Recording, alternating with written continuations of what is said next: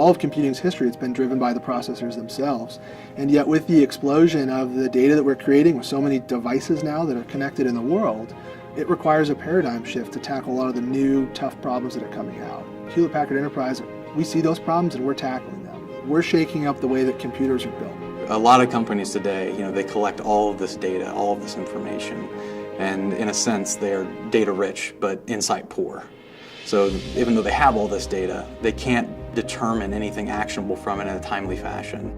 This is the most exciting program I've ever been on at Hewlett Packard in 28 years. This is so complex and so complicated. It has to be. We're not taking one small piece of a computer and redoing it. We're redoing the whole concept behind computing. It's no longer processor-centric, it's memory-driven. Since we're running through the EGSL networks to get over here from the machine racks and stuff. It was really clear early on this was a special project. There was unique architecture here. This was something that was going to change the game of computing. And even like 800 megabits or something, like we decided it was only going to... And so it's not just the system itself that's new, but the whole environment. Everything we did from a design perspective was pushing boundaries. They come around, so many more parts you guys need to test. We've got memory that's distributed throughout the system, but yet we need to access it at really fast speeds. And so we brought into the design photonics. And so what light does is it fundamentally helps break some of those challenges that we see on the electrical side. And yet light in and of itself isn't something that electrical chips naturally speak. And so it's figuring out, how do I take something that I know on the electrical side and interface with something that's maybe new in the particular application that we're talking about, light, to enable something that's truly revolutionary with the machine.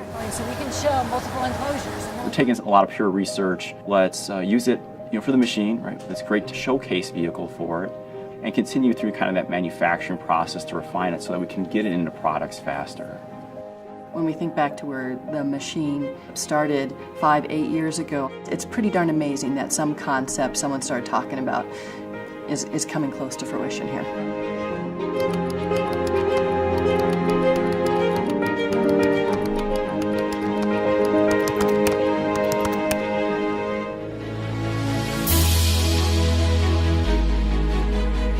It was such an exciting time to be able to put in the commands and all of a sudden get the feedback, get the return back, the data's there. It just worked. And it was really exciting. Congratulations. I am so thrilled to be part of this team. But to actually run it and run it with hardware we've built here, this makes it real. I think it's game changing. And now we have actual live nodes from the machine talking to each other, really making that memory-driven computing concept come to life right here in front of us. I think it opens a whole new level of problem solving. Sometimes it's difficult to see how the revolutionary advances are going to play out before they actually happen and they get in the hands of the people that use them. What are the ways that we haven't fully realized the potential that it can bring? How can I analyze data sets that are so large that I could never fathomably do it before?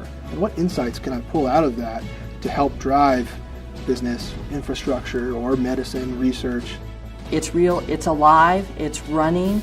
We can't even necessarily predict how people, our customers, how the world will use this. We've only scratched the surface.